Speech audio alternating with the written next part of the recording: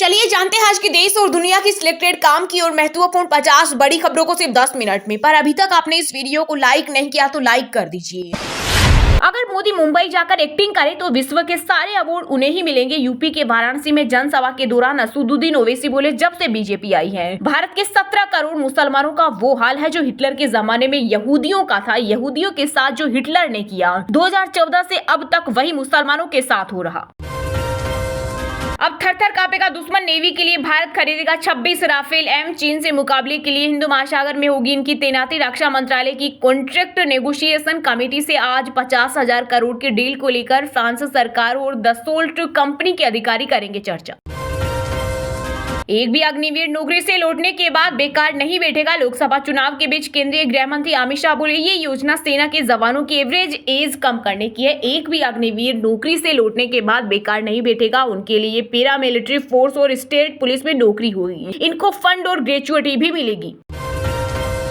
देश के सबसे बड़े प्राइवेट बैंक HDFC ने छोटे ट्रांजैक्शन के लिए SMS अलर्ट नहीं भेजने का लिया फैसला। बैंक ने कहा कि वह 25 जून से 100 रुपए से कम के UPI ट्रांजैक्शन का SMS अलर्ट नहीं भेजेगा। इसके साथ ही 500 रुपए तक का अमाउंट क्रेडिट होने पर भी SMS नहीं भेजेगा। विवेकानंद रॉक मेमोरियल में 45 घंटे बिताएंगे पीएम मोदी। इस दौरान 2000 पुलिसकर्मी से लेकर सुरक्षा एजेंसी रखेगी कड़ी निगरानी। दरअसल भाजपा नेताओं ने बताया कि आज शाम से 1 जून की शाम तक ध्यान मंडपम में करेंगे ध्यान। दिल्ली में टूट गए अब तक के सारे रिकॉर्ड। बीते दिन 52.3 डिग्री के पार पहुंचा तापमान। वहीं भीषण गर्मी को देखते हुए LGBK सक्सेना का बड़ा फैसला। कहा दोपहर 12 बजे से 3 बजे तक मजदूरों की रहेगी छुट्टी और उनका वेतन भी नहीं कटेगा। इसके अलावा पानी की बर्बादी करने पर कटेगा 2000 का चालान। टंकी ओवरफ्लो और गाड़ी धोने पर भी आफत। दिल्ली जल बोर्ड की 200 टीम करेगी निगरानी। कांग्रेस के साथ परमानेंट नहीं है रिश्ते। 7वें और आखिरी चरण के मतदान से पहले दिल्ली के CM अरविंद केजरीवाल का बड़ा बयान। कहा आम आदमी पार्टी का कांग्रेस के साथ कोई स्थायी रिश्ता नहीं। हमारा लक्ष्य फिलहाल बीजेपी को हराना और मौजूदा शासन की तानाशाही और गुंडागर्दी को खत्म करना है। 4 जून के बाद अगले 6 महीने में देश की राजनीति में आएगा बड़ा भूचाल। वंशवादी राजनीति वाले कई दल हो जाएंगे खत्म। बंगाल के मथुरापुर में चुनावी रैली में बोले पीएम मोदी। साथ ही कहा लोगों का ये स्नेह साफ साफ संदेश दे रहा है कि देश में फिर एक बार मोदी सरकार।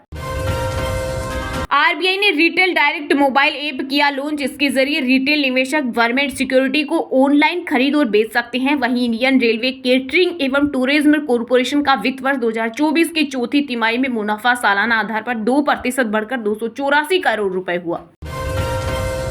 किसानों का कर्ज माफ। MSP की कानूनी गारंटी और करोड़ों लोगों को बनाएंगे लखपति। पंजाब के लुधियाना में जनसभा के दौरान एक बार फिर से राहुल गांधी ने कांग्रेस की चुनावी गारंटियों का किया ऐलान। साथ ही कहा यह संविधान बचाने का चुनाव है। पहली बार किसी पार्टी ने इसे बदलने की बात कही।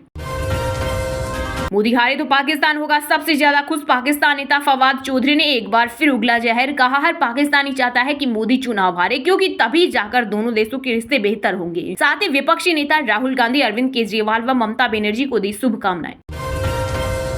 ऑल टाइम हाई पर पहुंची चांदी। IBJ की वेबसाइट के मुताबिक 10 ग्राम सोना 334 रुपए बढ़कर 72,625 रुपए पर पहुंच गया है। वहीं चांदी भी 1,160 रुपए महंगी होकर 94,280 रुपए प्रति किलोग्राम बिक रही।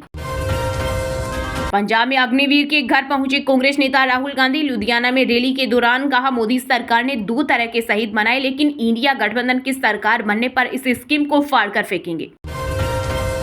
पाक आतंकवाद पालता है तो चुकानी होगी कीमत। विदेश मंत्री S जयशंकर ने पड़ोसी मुल्क को दी चेतावनी। कहा पाकिस्तान आतंकवाद को बढ़ावा देगा तो भारत LOC लांघेगा और सीमा पार जाकर जवाब भी देगा। यह बात भारत पहले स्पष्ट कर चुका है। गौतम गंभीर का टीम इंडिया का हेड कोच बनना लगभग तय। जल्द हो सकती है घोषणा। अगर यह पद लिया तो कोलकाता नाइट राइडर्स की मेंटरशिप छोड़नी होगी।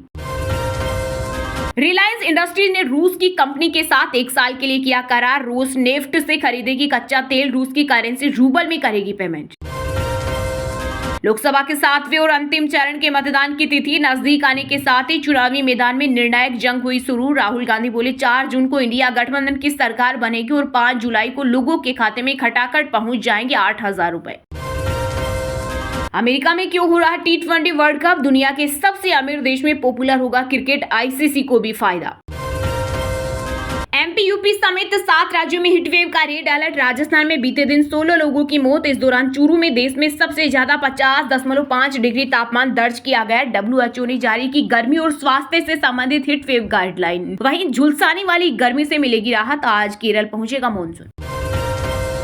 अपने अपने स्वार्थों के आधार पर बनाया गया इंडिया गठबंधन। केंद्रीय मंत्री अमित शाह बोले, सिद्धांतों के आधार पर गठबंधन होता तो पूरे देश में होता। हरियाणा और दिल्ली में कांग्रेस के साथ और पंजाब में कांग्रेस के खिलाफ। मुझे तो समझ में ही नहीं आ रहा कि यह गठबंधन कैसे और क्यों है। चलिए अब जानते हैं जो आम आदमी के काम की और फायदेमंद खबरें हैं उनको विस्तार से। पर इससे पहले अभी तक आपने इस वीडियो को लाइक नहीं किया तो लाइक कर दीजिए।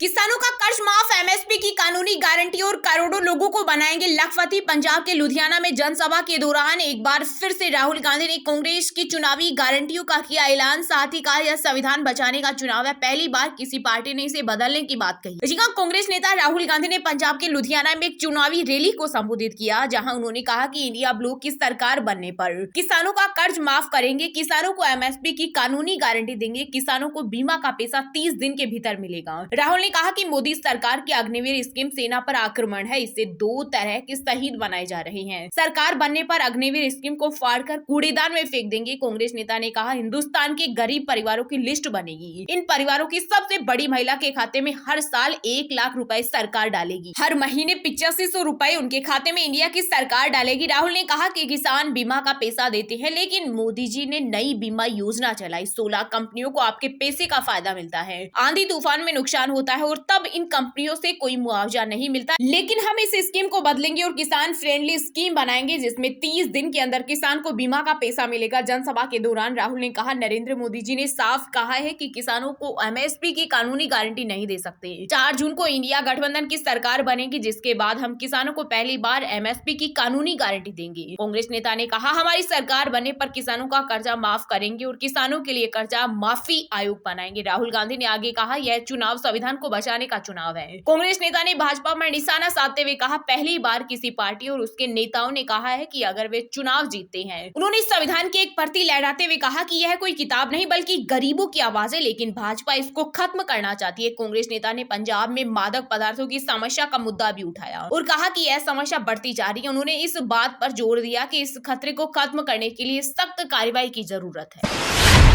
टीएमसी ने सीए के खिलाफ फैलाए झूठ, भ्रष्टाचारियों के विरुद्ध और तेज होगी कार्रवाई। बंगाल के कोलकाता में पीएम मोदी बोले, टीएमसी तो क्या दुनिया की कोई भी ताकत सीए लागू होने से नहीं रोक सकती।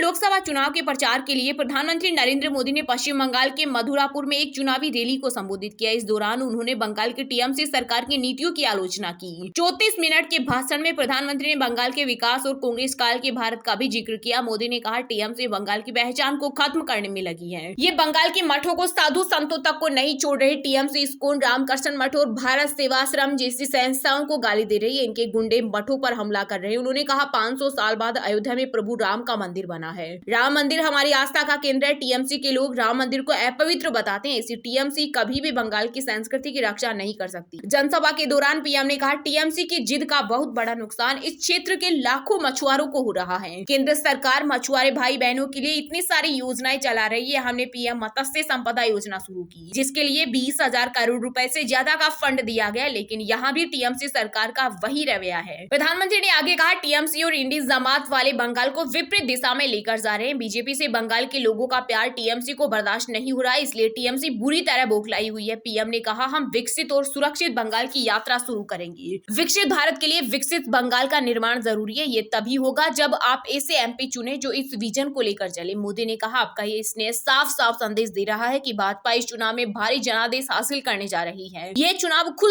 आगे बढ़कर देश की जनता लड़ रही है, क्योंकि जनता ने 10 साल की विकास यात्रा भी देखी और 60 वर्षों की दुर्गति भी देखी है। महंगाई, बेरोजगारी पर बात नहीं करते पीएम मोदी, हिंदू मुसलमान करके मांगते हैं वोट। प्रियंका गांधी ने हिमाचल के कुल्लू में एक चुनावी रैली के दौरान बीजेपी पर साधा निशाना। कहा, जिन पर छापे मारे उनसे इन्होंने चंदा लिया और केस ठंडे बस्ते में डाल दिए। ये है इनकी ईमानदारी और सभ्यता। कांग्रेस के महासचिव प्रियंका गांधी ने हिमाचल के मंडी संसदीय क्षेत्र के कुल्लू में जनसभा को संबोधित किया। इस दौरान उन्होंने पीएम मोदी पर जमकर निशाना साधा। प्रियंका ने कहा कि जिस पर बीजेपी ने छापे मारे उनसे इन्होंने चंदा लिया और केस ठंडे बस्ते में डाल दिया, जिसके बाद छापे बंद हो गए। ये इनकी ईमानदारी और सभ्यता। उन्होंने कहा कि पिछले साल हिमाचल में आपदा आई है, लेकिन केंद्र ने इसे राष्ट्रीय आपदा घोषित नहीं किया, जबकि मोदी हिमाचल को अपना दूसरा घर बताते हैं। केंद्र ने हिमाचल में कांग्रेस की सरकार होने के कारण राष्ट्रीय आपदा घोषित नहीं की। प्रियंका ने कहा कि आज अडानी ही खूब फल फूल रही हैं। उनके बेटे बेटियों की शादियां हम देखते हैं, करोड़ों करोड़ के लहंगे चोले पहन रहे हैं, लेकिन हमारे गरीब लोगों, किसानों व कारोबारियों को कोई नहीं पूछ रहा। जनसभा के दौरान कांग्रेस महासचिव ने कहा, किसान आंदोलन करता है तो उनकी बिजली पानी बंद किया जाता है और उन्हें आतंकवादी कहा जाता है। बोलने वालों को जेल में डाला जाता है, रासुका जैसे कानून लगाए जाते हैं। प्रियंका ने कहा कि किसान मजदूरी में कर्ज लेता है, जब वह लौटा नहीं पाता तो मोदी जी बोलते हैं कि कर्ज माफ नहीं हो सकता, और जब बात उद्योगपतियों की आती है तो 16 लाख करोड़ का कर्ज माफ किया जाता है। हर तरफ से जनता पर वार किया जा रहा है, महिलाओं पर अत्याचार किया जा रहा है। उन्होंने आगे कहा, कर्नाटक में जिस नेता ने 100 से 200 महिलाओं के साथ अत्याचार किया, मोदी जी उसके साथ मंच पर खड़े हो गए और कह रहे हैं कि उनको वोट देंगे तो मेरे लिए वोट है। यह सब देश में हो रहा है। जब गैस सिलेंडर 400 का था तो नाटक करते थे, आज 1200 का सिलेंडर होने पर इनकी बोलती बंद हो गई। प्रियंका ने कहा कि पूरी दुनिया से काला धन वापस लाने के वादे क्या हुआ? काला धन तो वापस नहीं आया, लेकिन बीजेपी दुनिया की सबसे अमीर पार्टी जरूर बन गई। इनका एक भी वादा पूरा नहीं हुआ। महलों में सेठों के साथ और बड़े बड़े मंदिरों में मोदी जी नजर आते हैं।